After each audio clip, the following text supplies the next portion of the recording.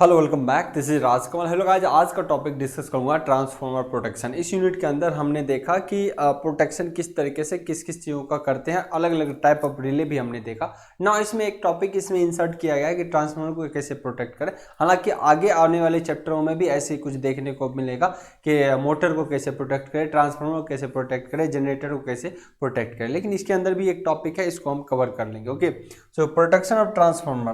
तो यहाँ पे देखिए सर, ट्रांसफार्मर है, उसके साथ जो कनेक्शंस तो होते हैं, लेकिन इन ट्रांसफार्मर को जब भी प्रोटेक्शन की बात की जाए तो इनको प्रोटेक्ट तो करना एकदम फर्स्ट प्रायोरिटी रहेगा आपको, क्योंकि ट्रांसफार्मर प्रोटेक्शन बड़ा इंपॉर्टेंट रोल प्ले करने लगता है। सो ट्रांसफार्मर को प्रोटेक्ट करने के लिए बहुत सारे स्कीम है, जैसे कि इंटर टर्न प्रोटेक्शन हो सकता है, अंदर के वाइंडिंग में कोई फॉल्ट ना आ जाए। सो ऐसे टर्न का प्रोटेक्शन करना पड़ सकता है ट्रांसफार्मर के अंदर। ट्रांसफार्मर कोई एक्सटर्नल फॉल्ट ना आ जाए, उसके लिए भी हम देख सकते हैं। उसके बाद ट्रांसफार्मर में कोई शॉर्ट सर्किट ना हो जाए, उस सब सारे प्रोटेक्शन को अपने को ध्यान में रखना है। तो ये किसी ट्रांसफार्मर में कितने टाइप के प्रोटेक्शन कराए जा सकते हैं, इनकी चर्चाएं होंगी और उनके बारे में थोड़ा सा ब्रीफ में डिस्कशन भी यहाँ पे कर लिया जाएगा। ओके, तो चलिए सर, इनकी चर्चा एक बार हो जाए। सो ये कहीं भी आप देखते हो ट्रांसफार्मर डेली लाइफ में, तो आपको ये पोस्टर दिखता ही होगा। इस टाइप का पोस्टर तो क्या ओरिजिनल में आप देखते होंगे, ग्रिड सब स्टेशन में अगर ट्रेनिंग भी करा होगा तो आपको बड़े बड़े ट्रांसफार्मर दिखते होंगे। चलिए सबसे पहले इसके टाइप देख लेते हैं। कॉमन टाइप जो है वो ट्रांसफार्मर के कौन कौन से है प्रोटेक्शन के। सबसे बेसिक कॉमन टाइप में जो आते हैं हमारे, वो है ओवर हीटिंग। अगर ट्रांसफार्मर ओवर हीट करेगा, एक रेटिंग से ज़्यादा हीट करेगा, तब प्रोटेक्ट होगा। क्यों सर हीट करता है? एक तो करंट कैरिंग कैपेसिटी इसका बहुत ज़्यादा होता है।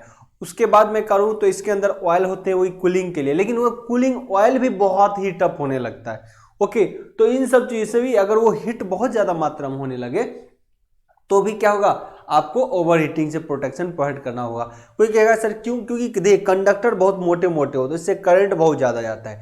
तो आई स्क्वायर इंटू आर, पावर के लॉस में चूंकि रेजिस्टेंस बहुत कम होता है, पावर लॉस कम, लेकिन टाइम के अकॉर्डिंग जितना देर वो उस कंडक्टर से करंट गुजरता रहेगा सर वाइंडिंग से, उतना ही हीट अप होगा। तो हीट को कम करने के लिए अपन ऑयल का यूज करते हैं। पंखा भी बाहर से लगाते हैं टंकी में, है ना। आप देखोगे उसमें ब्लेड्स, पतले पतले ब्लेड्स का भी इस्तेमाल करते हैं, है ना। उसके बावजूद हीट होता है, तो हीटिंग से प्रोटेक्शन बहुत जरूरी है ना। ओवर करंट प्रोटेक्शन, एक लिमिट से ज़्यादा, अपन जानते हैं कि एक लिमिट तक अगर करंट हो तो ठीक है, लेकिन एक लिमिट से किसी शॉर्ट सर्किट के कारण या ओवरलोड के कारण भी बहुत ज़्यादा मात्रा में अगर करंट फ्लो करे तो जरूर आपको उससे प्रोटेक्ट करना पड़ेगा। डिफरेंशियल प्रोटेक्शन प्रोवाइड करते हैं। डिफरेंशियल प्रोटेक्शन स्पेशली वाइंडिंग के लिए किए जाते हैं, जो कि दो वाइंडिंग के बीच, मतलब कि एक वाइंडिंग के दोनों टर्मिनल पर अगर आपके करंट में डिफरेंस देखने को मिला, चाहे वोल्टेज के रूप में या जिसके करंट के रूप में, तो ये क्या करेगा, ऑपरेट करेगा। तो डिफरेंशियल प्रोटेक्शन भी यूज करते हैं। अर्थ फॉल्ट प्रोटेक्शन, अगर सर आपके सिस्टम के अंदर कोई अर्थिंग से अटैच हो गए हैं मेन वायर की, तो उसकी भी प्रोटेक्शन दी जाती है। और बकहोज रिले, आपको पता है गैस एक्चुएटेड रिले, यानी गैस रिलीज होने पे उस पे ऑपरेट करता है, इसी को बकहोज रिले कहा जाता है, या फिर गैस डिटेक्शन रिले कहा जाता है, या फिर गैस एक्चुएटेड, इसको एक और नाम दिया जाता है सर, गैस एक्चुएटेड रिले भी बोला जाता है। गैस ओरिएंटेड होता है, गैस एक लिमिट से ज़्यादा फ्लो करने लगे, मतलब अगर सिस्टम ऑयल हीट होने लगता है तो गैस रिलीज होता है और ये आपके सिस्टम को डिटेक्ट करने का काम करता है। ये एक ऐसा रिले है जो सिस्टम के फॉल्ट होने से पहले डिटेक्ट करने का काम करता है।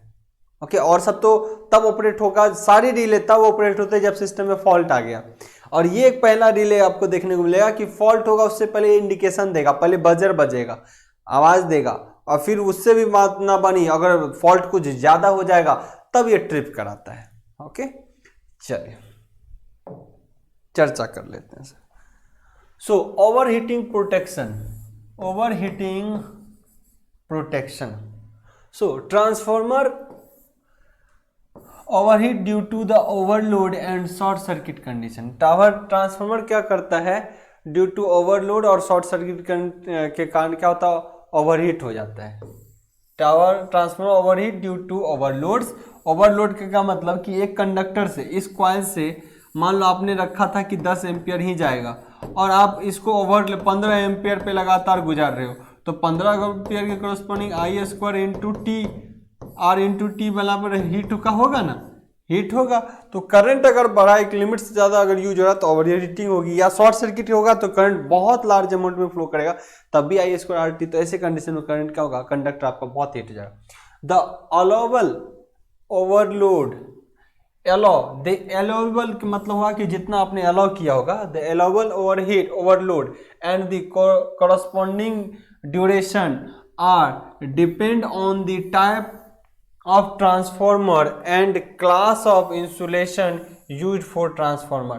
क्या कह रहा है, जो अलाउ किया गया किसके लिए, ओवरलोड के लिए, कि मैक्सिमम कितना करंट पास कर सकता है, and the corresponding duration are depends upon, duration मतलब ये टाइम पर भी निर्भर कर रहा है ना, कि कितना टाइम तक, किसी चीज को ऐसे तो नहीं है ना कि सालों साल तो आप ऐसे ही ऑन रखोगे, नहीं, टाइम जितना होगा वो उससे करंट लगातार जाएगा तो हीट अप होते रहेगा ना। करंट भी एक लिमिट से जाएगा तो उन चीज पे निर्भर करेगा, मतलब कि करंट और टाइम कितने ड्यूरेबल है, कितने टाइम तक ऑन रह रहा है लगातार, उससे करंट जा रहा है, ये हीट के लिए रिस्पॉन्सिबल होता है। Okay, higher loads can maintain for every short amount of time. Higher load क्या होता है, higher load can be maintain for every short amount of time if it is for a very long, it can damage the insulation due to temperature rise above an assumed maximum temperature। कह रहा है एक limit तक अगर short duration में कोई ज़्यादा current बढ़ा भी दो तो चलो कुछ देर तक मानते हैं चल जाता है, लेकिन यही चीज़ें हायर रेटिंग ऑफ करंट अगर लॉन्ग टाइम तक अगर आप किसी सिस्टम से गुजारोगे तो उसमें ओवर हीटिंग की समस्या तो आएगी ही। So for a long time it can damage insulation, और लंबे समय तक अगर करोगे तो सर इंसुलेशन ही डैमेज हो जाएगा। इंसुलेशन डैमेज होने का क्या मतलब है, देखिए आपको पता होना चाहिए एक कंडक्टर के अंदर, सर एक कंडक्टर जो होता है ना, अभी मैं कुछ चीज़ समझाता हूँ, समझिएगा सर। एक कंडक्टर के अंदर ये जो कंडक्टर है, कॉइल है, तो कॉइल का इंसुलेशन डैमेज होने का क्या मतलब है, तो इंसुलेशन डैमेज होने का मतलब ये है, इंसुलेशन डैमेज होने का मतलब क्या होता है, देखिएगा सर, ये जो कोई कॉपर का कंडक्टर होगा है ना, चाहे ये हमारा कॉपर कंडक्टर है, Cu कंडक्टर होगा, तो कॉपर कंडक्टर ऐसा नहीं कि सॉलिड कॉपर होगा, इसमें ना ये कवर चढ़ाए होते हैं, इस पे कवर चढ़ा होता है, मतलब एक पतले लेयर का वार्निश ही लगा लो, वार्निश का लेयर चढ़ा होता है ना, कि इस पे लेयर चढ़ा होगा, दो ऊपर नीचे चारों साइड से ना, ये लेयर चढ़ा हुआ है, ताकि एक वाइंडिंग दूसरे वाइंडिंग से इंटरटर्न फॉल्ट ना हो जाए। इंटरटर्न फॉल्ट किसको कहते हैं ये भी समझिए, कि मतलब ये एक दूसरे पे सब अटैच होगा, तो अगर इसकी इंसुलेशन डैमेज, हीटिंग के कारण ये इंसुलेशन हो सकता है डैमेज हो जाए, ये क्या हो जाए, डैमेज हो जाए, और दो मेन वायर आपस में सट जाए, दो व्हाइट वायर आपस में क्या हो जाए सर, ऐसा भी हो सकता है कि इंसुलेशन डैमेज हो गया, इंसुलेशन डैमेज हो गया और दो व्हाइट वायर आपस में सट गया, जो इंसुलेशन रेड कलर का था ये डैमेज हो गया, ये क्या हो गया, इंसुलेशन डैमेज हो गया सर, इंसुलेशन क्या हो गया सर,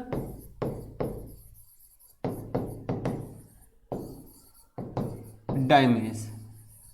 ऐसा भी तो हो सकता है इंसुलेशन डैमेज, ओवर हीटिंग के कारण इंसुलेशन डैमेज हो गया, तो दो कंडक्टर आपस में हट गए, मान लो सबका यहां से यहां तक का कंडक्टर का इंसुलेशन डैमेज हुआ है, तो सब एक शॉर्ट वायर जैसा हो जाएगा। फील्ड तब तक प्रोड्यूस करेगा जब सब कंडक्टर इंडिविजुअल होते हैं और सब पर इंसुलेशन होता है, तब तक फील्ड प्रोड्यूस करेगा, तब कोई शॉर्ट नहीं, तब इंडक्टर बना। लेकिन अगर सबके वाइंडिंग इंसुलेशन, जो रेड कलर का कवर चढ़ा है, इस पे कंडक्टर पे कोई रेड कलर का जो इंसुलेशन चढ़ा है वो शॉर्ट कर जाए, तो सब का सब कंडक्टर एक शॉर्ट सर्किट, एक तार बन जाएगा, तब ये थोड़ी इंडक्टर बन पाएगा, नहीं बन पाएगा। सो वही बोलता है हीटिंग के कारण ये जो इंसुलेशन डैमेज होता है मेनली किसके कारण, ड्यू टू हीटिंग। एक लिमिट से ज्यादा अगर आप हीट करोगे तो ऐसे कंडीशन में सर इंसुलेशन आपका डैमेज हो जाएगा। क्लियर, आइए। सो एक लिमिट से ज्यादा जाएगा तो हीट ये डैमेज होगा। नो, द टेम्परेचर, नो बात कर रहा है the temperature in oil cooled, the temperature in oil cooled मतलब जो ट्रांसफार्मर के अंदर ऑयल भरे होते हैं, oil cooled transformer is considered maximum जब मतलब ऑयल कूल्ड मतलब तेल से भरे हुए टंकी वाला ट्रांसफार्मर जो होता है इज कंसिडर मैक्सिमम, उसमें ताप मैक्सिमम महसूस किया जाता है when it is 95 degree Celsius, मतलब 95 डिग्री सेल्सियस। एक टैंक वाले टेम्परेचर में, एक टैंक वाले ऑयल टैंक वाला जो ट्रांसफार्मर होता है अगर उसमें टेम्परेचर 95 डिग्री सेल्सियस हो जाए तो उसको मैक्सिमम माना जाता है।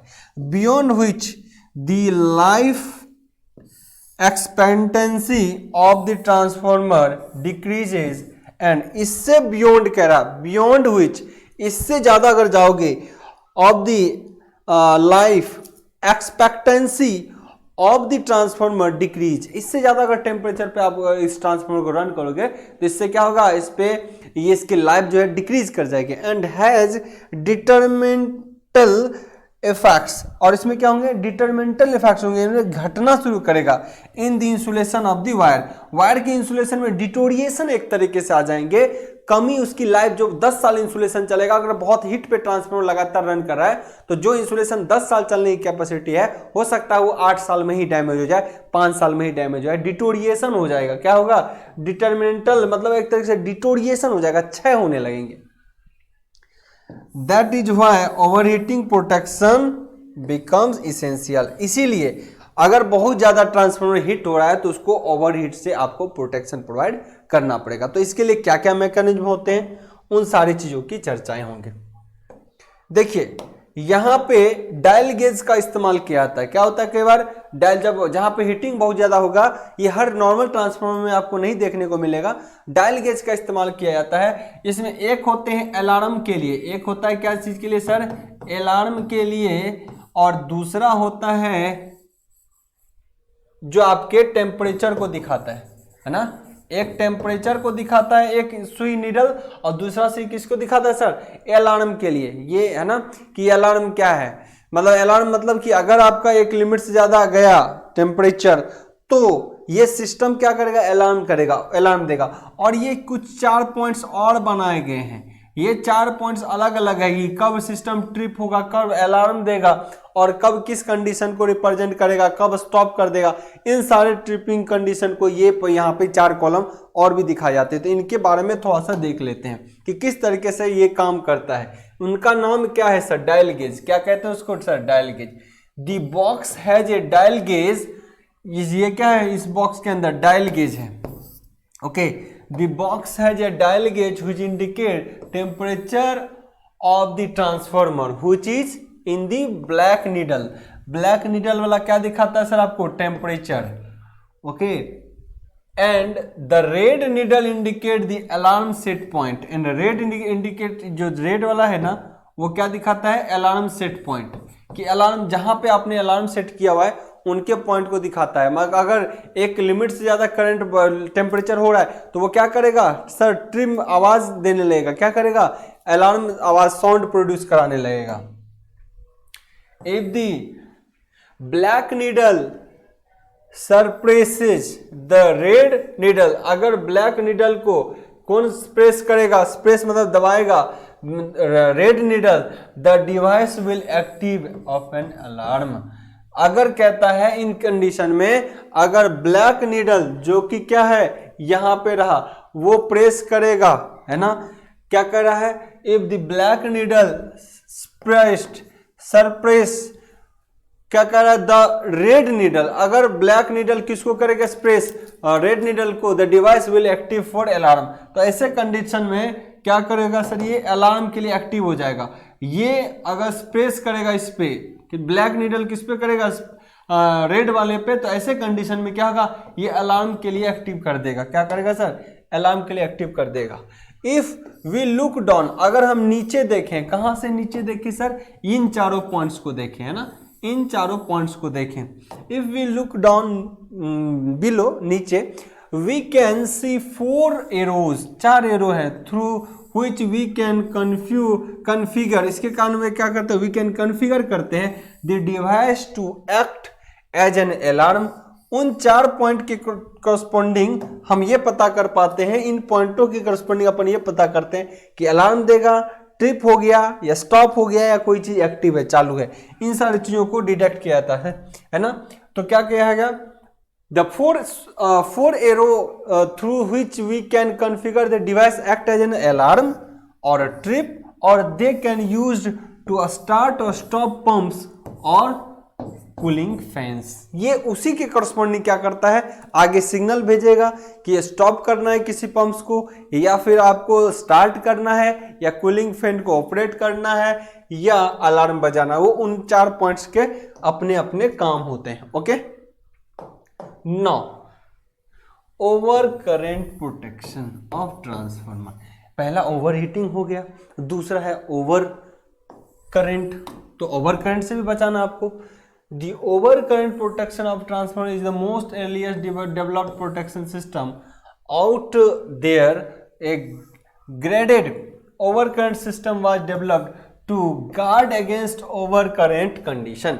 मतलब ये तो एक तो ओवर कंडीशन वाला तो चीज है ही, ये बहुत पुराना टेक्निक है ओवर कंडीशन कि ओवर करंट मतलब एक लिमिट से ज्यादा करंट गया तो रिले सिग्नल ट्रिप करवाएगा और सर्किट ब्रेकर ऑपरेट करवाएगा। ये तो ओल्डेस्ट टेक्निक तो है ही, जिस कंडीशन में क्या होता है आपका ओवर करंट कंडीशन को डिटेक्ट किया था। The power distribution utilize the method to detect fault with the help of the IDMT relay that is their relay having। क्या कह रहा है, ऐसे मेथड में जो डिस्ट्रीब्यूटर यूटिलाइज होते हैं, power distributor utilize this method direct detect क्या करता है fault which helps to IDMT relay. IDMT का मतलब क्या है, इनवर्स डिफिनिट मिनिमम टाइम। इस रिले की चर्चा हमने किया हुआ है कि किसी भी रिले के द्वारा मिनिमम टाइम तो ऑपरेशन का लिया ही जाता है, और इनवर्स क्या होता है टाइम के, ऑपरेशन टाइम के इनवर्सली प्रोपोर्शनल होता है। करंट जितना ज़्यादा होगा टाइम उतना कम लगेगा ऑपरेट होने में। तो ये दो उसके उस रिले के तो अपने टाइप थे ही, इनवर्स कैरेक्टरिस्टिक्स थे और दूसरा मिनिमम टाइम था। ये कर्व आपका बना हुआ था सर, ये मिनिमम टाइम तो लेगा ही, टाइम मिनिमम, इसको मिनिमम टाइम बोलते हैं। और कैरेक्टरिस्टिक क्या है, इनवर्स। करंट का ऑपरेटिंग टॉर्क के साथ रिलेशन कैसा है सर, टाइम का इनवर्स के साथ, ऑपरेटिंग टाइम के साथ है या टॉर्क के साथ है, ये क्या इनवर्स का रिलेशन है। Okay, the capability of IDMT relay is restricted. इसकी कैपेबिलिटी जो है वो रेस्ट्रिक्ट कर दी जाती है। वो किस रेंज में, this shorts of relay have to be sets. इसको ये सेट किया था वो कितना, 150 से 2% ऑफ रेटेड करंट। इसको जो है ये इस तरीके से ओवर करंट को रिलेट कर दिया जाता है कि जैसे अगर मान लो किसी ट्रांसफार्मर में मैक्सिमम करंट आपने जो पास करा है इसके वाइंडिंग में, मैक्सिमम आपको कराना है 200 एम्पियर। तो ऐसा नहीं है कि 225 एम्पियर अगर हो जाए तो ये ट्रिप कर दे ओवर करंट, ऐसा नहीं करना। कह रहा है कि इसके लिए मार्जिन रखना है 150 से 200, 150 से 200% का मतलब लगभग 300 या 400 एम्पियर के आसपास इसको ट्रिपिंग कंडीशन रखा जाएगा। ये क्या कहता है सर, 300 से लेके 400 एम्पियर में इसका क्या होगा, ट्रिपिंग कंडीशन रखा जाएगा। ऐसा नहीं कि 250 एम्पियर ट्रांसफार्मर पर हो गया तो आपका ट्रांसफार्मर ट्रिप कर जाएगा और ओपन हो जाएगा, ऐसा नहीं करना। क्योंकि ओवरलोड कंडीशन अगर कभी आता है तो करंट ट्रांसफार्मर से 200 एम्पियर के बदला 300 लिया जा सकता है, 250 लिया जा सकता है। सो 300 या 400 के रेंज में इसको ऑपरेट करवाना है, किसको, IDMT को, minimum inverse definite minimum time वाला। ओके, सो इस तरीके से प्रोटेक्ट किया था। तो ओवर करंट प्रोटेक्शन भी एक सिस्टम है जिससे ट्रांसफार्मर को क्या किया जाता है सर, प्रोटेक्ट किया जाता है। नाउ अनदर थॉट्स क्या है, differential protection of transformer. Obviously transformer में डिफरेंशियल प्रोटेक्शन भी किया जाता है सर। वाइंडिंग के अंदर कोई इंटरटर्न फॉल्ट ना हो जाए, या फिर वाइंडिंग के अंदर, ध्यान समझिए, कोई अर्थ टू न्यूट्रल फॉल्ट ना हो जाए, कोई एक से दूसरे फेज में कोई फॉल्ट ना हो जाए, इस कंडीशन से बचने के लिए डिफरेंशियल प्रोटेक्शन किया जाता है। डिफरेंशियल प्रोटेक्शन मेनली क्या होते हैं, किसी वाइंडिंग के इंडिविजुअल साइड CT का उपयोग, पूरे वाइंडिंग कंप्लीट हुआ, पहले भी एक वाइंडिंग और दूसरे साइड भी एक वाइंडिंग का इस्तेमाल करते हैं, CT2, CT1, CT2। ओके, ये है इसकी क्या winding.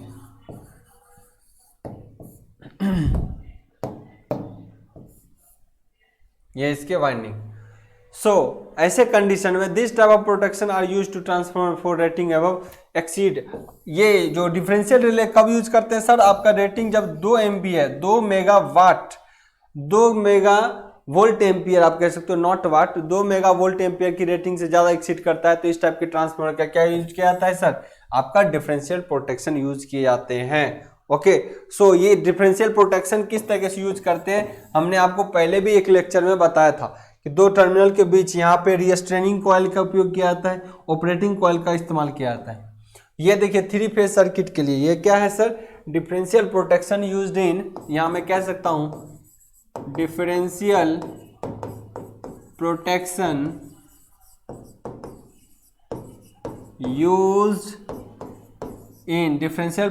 Used in 3 phase transformer.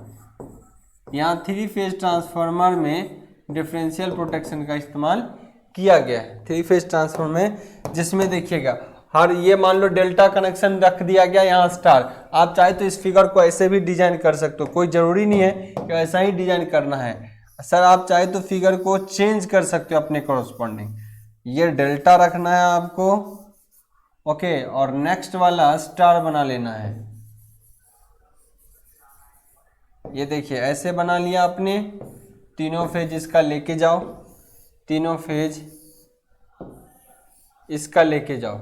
अब देखिए इस तीनों फेज को जो निकाल लिया है आपने, उसमें सब में ये इस तरीके से आपने यूज करना है। कैसा, एक सीटी, दूसरा सीटी, तीसरा सीटी, समझ रहे हो कैसा मैं बता रहा हूं कि जरूरी नहीं है कि कनेक्शंस ऐसा ही दिखे, आपके कनेक्शंस ऐसे भी हो सकते हैं, आप ऐसे भी दिखा सकते हो। और 3 बार जैसे ये निकाल लिया ए बी सी, तो आप भी निकाल सकते हो, निकाल लियो यहाँ पे सर ए, ये बी और सी।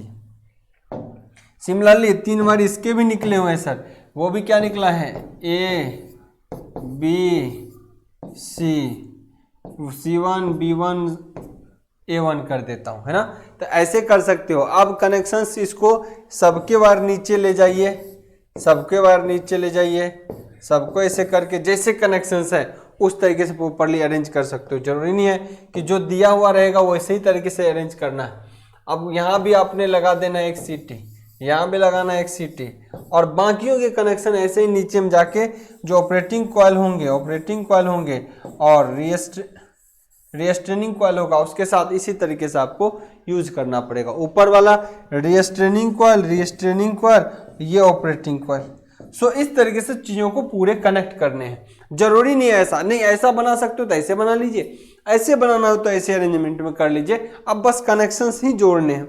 इस तरीके से ये क्या करता है, टर्न के इंटर टर्न जो वाइंडिंग है उसको प्रोटेक्ट करने का काम करता है। ये देखिए यही तो वाइंडिंग है और इसी को ट्रांसफार्मर प्रोटेक्ट करने का काम करता है। रिले के द्वारा इस प्रोटेक्शन को किया जाता है। Another sir transformer differential protection working, ये किस तरीके से काम करता है, ऑलरेडी ये सब डिफरेंशियल प्रोटेक्शन के रिगार्डिंग हमने डिस्कस कर लिया है। डिफरेंशियल प्रोटेक्शन कैसे यूज किए जाते हैं वाइंडिंग में हमने ऑलरेडी कर लिया है। रेस्ट्रिक्टेड अर्थ फॉल्ट प्रोटेक्शन कैसे करते हैं, है ना।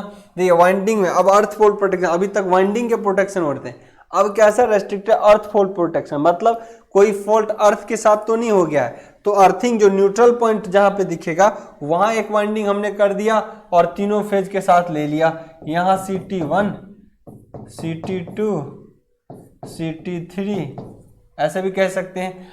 RYB तीनों फेज ले लिया, इन सबको कनेक्ट कर दिया इस तरीके से, और ये चेक करेगा अर्थ फॉल्ट है। अगर ये डिटेक्ट किया फॉल्ट तो सिग्नल ट्रिप कराएगा, अगर ये डिटेक्ट नहीं किया तो सिग्नल बल्ले बल्ले आपका चल रहा है। 3 phase RYB, phase R, Y और B तीनों फेज इस तरीके से चल रहे हैं। R यहाँ W कर दिया तो W है, हालांकि RYB होना चाहिए तो RYB से चलता, लेकिन कोई बात नहीं, RWB कर दिया तो कोई बात नहीं, RWB या फिर RYB आपके लिए सुटेबल है तो यहाँ आपको क्या करना पड़ेगा सर, उसको B करना पड़ेगा। इस W को क्या करना पड़ेगा सर, Y करना पड़ेगा। ये देखिए सर, बस टॉपिक कंप्लीट ही है, इसमें अब कुछ है नहीं ऐसा खास, है ना। तो इस तरीके से आप कह सकते हो अर्थ फॉल्ट प्रोटेक्शन, अर्थ को मेन फॉल्ट से प्रोटेक्शन, मतलब मेन फेज को अर्थ में कोई प्रोटेक्शन हो गया तो इस कंडीशन में भी इसी वाइंडिंग को प्रोटेक्ट किया जा सकता है। ओके, और ये इस तरीके से करते हैं।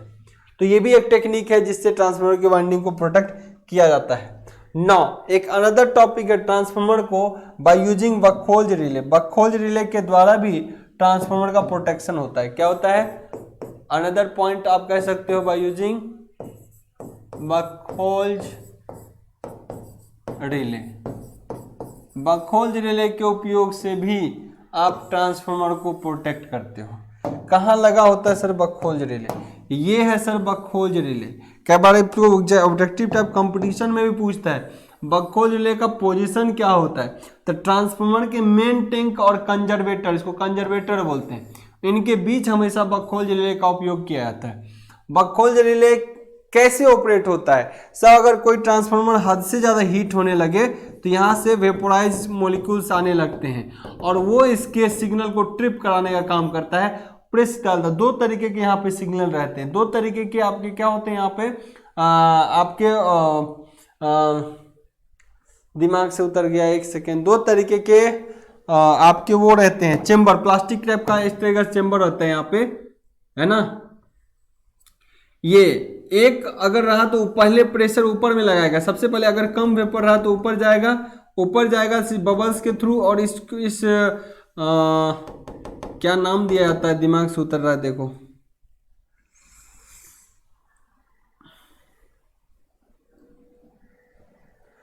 फिलहाल फ्लोटिंग बोलता हूं इसको, है ना, फ्लोटिंग, है ना। इसको क्या किया जाता है सर? देखिएगा, एक फ्लॉइट ऊपर और एक नीचे। एक अगर कम प्रेशर रहा, कम टेम्परेचर रहा, ऐसे कंडीशन में जो वेपोराइज होगा ये ऑयल, तो ऊपर ट्रिप करके अलार्म बजाता है। पहला क्या करता है सर? अलार्म बजाता है, अलार्म। अगर नहीं सीवियर फॉल्ट रहा, कोई ज्यादा हिट हो गया, बंद एकदम फटाक से करने, तो दूसरा फ्लाइटिंग, है ना, फ्लाइट दूसरा ट्रिप करता है, तो आपको क्या करता है? रिले के सर्किट ब्रेकर ट्रिप होता है, रिले से सर्किट ब्रेकर में जाता है और सर्किट ब्रेकर ट्रिप कर देता है मेन सप्लाई को। सो इस तरीके से फ्लोटिंग कहते हैं वहां पे।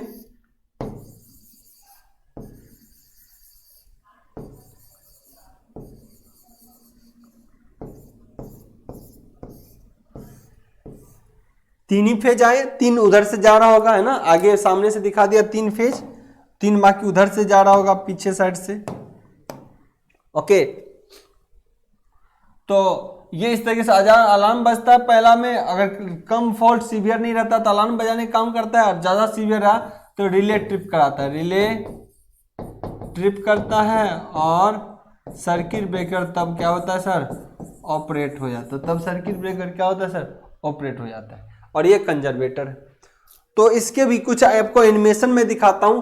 कई ऐसे मेजर तरीके होते हैं जिससे आपका रिले सेंस करता है, बकहोल्ज रिले सेंस करता है। इसके बहुत सारे तरीके हैं, एक एनिमेशन के थ्रू मैं आपको बताता हूं। बकहोल्ज रिले मेनली यहाँ पे देखिए यही होता है। इसको अगर जूम करके देखना है तो ये देखिए, जूम के करके बकहोल्ज रिले को देखिए। इसमें क्या है, यहाँ से इन जाएगा, यहाँ से टैंक का इन कंजर्वेटर से, और यहाँ से निकल जाएगा, और ये पूरा अरेंजमेंट है बकहोल्ज रिले का, है ना। ये देखिए दो फ्लोटिंग आपको दिखेगा। तो गैस के कारण इसी में प्रेशर होता है तो इसमें मूवमेंट आती है, गैस के कारण इसी में प्रेशर होता है तो क्या होता है? मूवमेंट आता है। अब हम इसको एनिमेशन से दिखाने की कोशिश करेंगे ताकि पिक्चर बिल्कुल पूरा क्लियर हो जाए। आइए सर,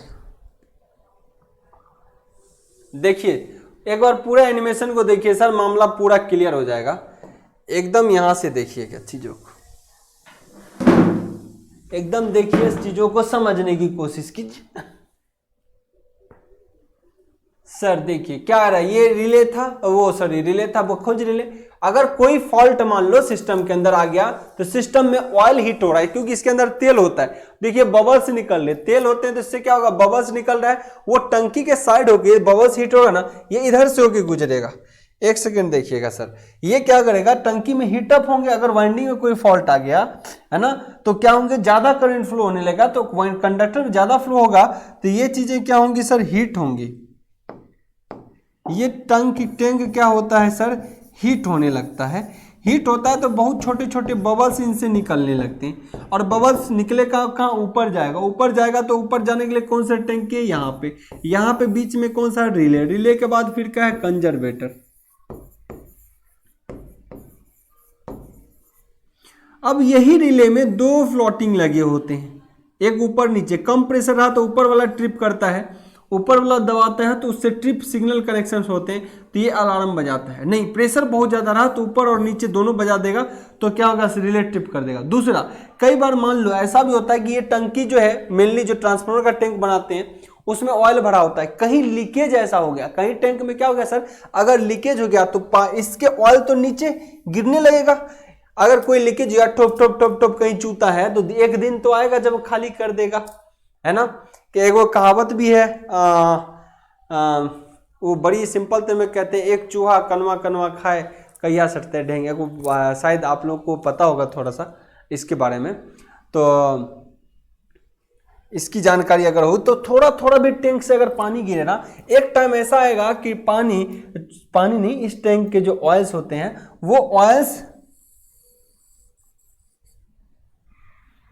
ऑयल्स उससे निकलेगा, धीरे धीरे ऑयल की लेवल कम हो जाएगी, ऑयल का लेवल भी कम होता जाएगा तो इसमें भी ऑयल का लेवल कम होगा, इसके अंदर भी ऑयल का लेवल कम होगा तो उससे भी फ्लोटिंग नीचे आता है, नीचे आने से वो दो बजर को एक साथ कांटेक्ट में ले आता है, तब भी ये ट्रिप करता है। क्या हो गया, एक लिमिट से ज्यादा अगर इससे भी ऑयल आपके गिरने लगे, निकलने लगे तो ऐसे कंडीशन में भी ये ट्रिप करता है। तो ऑयल की लीकेज हो जाए तो भी उससे आपका क्या होता है सर, वैसे कंडीशन में भी ये ट्रिप करता है, या फिर बहुत ज्यादा ट्रांसफार्मर हीट हो गया तब भी ये बकहोल जेली ट्रिप करने का काम करता है, शॉर्ट सर्किट हो गया तब भी ये फॉल्ट करने का काम करता है। तो ये इस तरीके से चीजों को बताता है। ओके, तो इसमें टैंक चूंकि वहां बहुत ज्यादा होता है तो बहुत कम मात्रा में ऑयल गिरता है, क्या और बहुत ज्यादा लीकेज हो जाए तो फटाक से ट्रिप करवा देगा, है ना। तो हमारे देहात में एक कहावत है सर, एक देहात में कहावत है, 80 मन के ढेंग ओए में एगो बेंग, कनवा कनवा खाता है कहिया सटेगा ढेंग। ओके, तो वही बात है, इसमें टैंक बहुत है, अगर बूंद बूंद भी गिरता है तो बहुत वक्त लगा देगा, और ऐसे कंडीशन में कहीं ना कहीं तेल आपका अगर ऑयल इसका पूरे रिलीज होगा तो ऐसे कंडीशन में ये तब भी बजेगा। तो पूरा एक बार वर्किंग देख लीजिए इसका। ये रिले है, यहाँ से एक तो ऑयल जा रहा होगा तो यहाँ से निकल रहा होगा, या यहाँ से जा रहा होगा तो उधर निकल रहा होगा। ओके, बीच में लगा होता है। चलिए सर देख लीजिए, तो क्लास एंडे होगा तो देख लीजिए।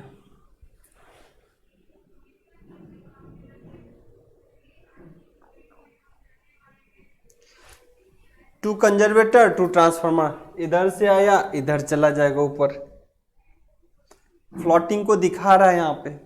ये देखिए दो फ्लोटिंग, एक ये। ज्यादा प्रेशर आया तो नीचे वाला जल्दी दब जाता है, बहुत कम रहा तो ऊपर वाला आराम बजेगा।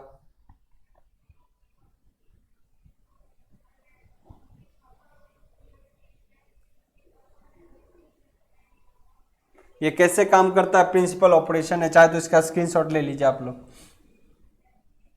है ना। क्योंकि ये सब के बारे में देखिए किस तरीके से फ्लोटिंग होती है। गैस जैसे ट्रांसफार्मर से निकला ऊपर धीरे धीरे जमा होता है। आपको यहाँ पर ट्रिपिंग नहीं दिख रहा है, आगे मैं ट्रिपिंग दिखाऊंगा। ड्यूरिंग स्लाइड फॉल्ट, अगर कोई छोटा फॉल हो गया जिससे ऑयल मान लो आपके रिलीज हो रहे हैं ना, अगर ऑयल टंकी से तेल गिरेगा, इस कंडीशन में भी एक फॉल्ट होता है सर। अभी देखिए फॉल्ट होता, अभी ये दोनों ओपन ट्रिप है, क्या है सर देखिएगा, ये दोनों ओपन है, ये दोनों ओपन है ना, ये दोनों ओपन है ना। लेकिन अब धीरे धीरे टैंक से ऑयल गिरेगा तो ये फ्लोटिंग नीचे की ओर आएगा, है ना। क्या करेगा सर, नीचे की ओर आएगा, नीचे आएगा तो सर ये इसको दबा देगा। तो ये किसको सिग्नल जाता है सर, अलार्म वाला को, बजर बजेगा, है ना। और इसमें भी कुछ इस तरीके से लिक्विड डाले जाते हैं, ये वाला सर। अभी देखिए जब तक वाटर है तो लिक्विड यहाँ रहेगा, जब ये नीचे जाएगा तो बाद में कुछ देर के बाद ये लिक्विड भी इतना प्रेशर देता है कि नीचे जाके दबा देता है। अभी यहाँ है ये लिक्विड लेवल, मान लो टंकी से ऑयल निकल रहा है, ऑयल लीक हो रहा है, तब भी ये धीरे धीरे लेवल नीचे करेगा, ये गिरेगा तो इसको क्या करता है, ज्वाइंट कर देगा। क्या करेगा, ज्वाइंट करेगा तो अलार्म बजेगा। और लिक्विड नीचे गया तो फिर ये जाके गिरेगा और ये इसको ज्वाइंट कर देगा, तो ये क्या करेगा, रिले सिग्नल सर्किट ब्रेकर को देगा और वो ट्रिप कर देगा, मेन सप्लाई बंद करवा देगा। तो ये भी एक तरीका है। ये देखिए यहाँ क्लोज हो जाएगा, हो गया ना क्लोज, बजर बजा दिखा रहा है, पहले अलार्म बजा, टों टों टों टों। During oil leakage and air inlet, during oil leakage और एयर इनलेट अगर होता है तो देखिए इस तरीके से सिस्टम होता है। ऑयल लीक कर रहा है, ऑयल लीक किया, ऑयल कहीं खत्म हो रहा है टंकी से, तो ये सिग्नल जाके उसको ट्रिप करेगा। एक अलार्म बजा पहले, पहला एक सिस्टम हो गया, फिर दूसरे कंडीशन में क्या करेगा सर, दूसरे कंडीशन में यहाँ पे जाके सर्किट ब्रेकर को सिग्नल देगा और ये ट्रिप कर देगा, ये क्लोज हुआ। रिले ऑपरेट हो गया, circuit breaker during short circuit, अगर शॉर्ट सर्किट हो गया तब क्या होगा, बहुत ज्यादा हीट, देखिए ये क्या जा रहा है, ये क्या जा रहा है, ये देखिए, ये एलियंस थोड़े ना, ये क्या है सर, गैस रिलीज हुआ, ट्रांसफार्मर के मेन टैंक से गैस बबल्स रिलीज हुए, बहुत तेजी रफ्तार में आ रहा है, बहुत तेजी के रफ्तार में आ रहा है, देखिए, और ये बहुत तेजी रफ्तार में आएंगे ना तो ये इसको प्रेशर देगा और सीधे ये रिले ट्रिप कराएगा, मेन ट्रिप, और ये कहाँ सर सिग्नल भेज देगा सर्किट ब्रेकर, और सर्किट ब्रेकर मेन ट्रांसफार्मर का कनेक्शन ही डिस्कनेक्ट कर देगा, जो मेन कनेक्शन होगा वहां से डिस्कनेक्ट कर देगा। ओके, यहां से बस एक सिग्नल जाना चाहिए, एक सिग्नल गया उधर सर्किट ब्रेकर ऑपरेट हो जाएगा। सर्किट ब्रेकर को सिग्नल गया कि भाई तुम बंद हो जा, सर्किट ब्रेकर क्या किया, ट्रांसफार्मर को जो 3 वायर था लगा वो मेन लाइन खटा दिया, तो ट्रांसफार्मर डैमेज होने से बच गया। ओके, अब ये देखो, ये जब बहुत शॉर्ट सर्किट होगा तो हैवी मात्रा में बबल्स आते हैं, सीधे इसको धक्का देता है। अगर ये बहुत लाइट फॉल्ट हो, मतलब कि ओवरलोड हो, तो इसमें बबल्स की मात्रा इतनी कम होती है जो ऊपर चले जाते हैं, ऊपर में थोड़ा सा ट्रिप करने का कोशिश करता है। क्या करता है, ऊपर से सिस्टम को बबल्स से इस तरीके से अरेंज करता है कि ये जाके ऊपर वाला सिग्नल को ट्रिप कराता है, हैवी रहा तो इसी को ट्रिप करा देगा। ये देखिए किस तरीके से गया, प्रेशर दिया, सीधे ट्रिप करवा दिया, ट्रिप कनेक्ट हो गया ना, इस तरीके से। ये क्या है सर, हमारा बकहोज रिले। तो इस तरीके से अपन कह सकते हैं कि चीज़ों को अपन देख सकते हैं। तो मैं उम्मीद करता हूं कि इस तरीके से ट्रांसफार्मर के बारे में आप सब कुछ समझ चुके होंगे, ट्रांसफार्मर को भी कैसे प्रोटेक्ट किया जाए। ऑलमोस्ट इस यूनिट का टॉपिक कंप्लीट हो चुका है, हम अगले यूनिट में बहुत जल्द जाने वाले हैं। ओके, मिलते हैं अगले लेक्चर में, बेस्ट ऑफ लक।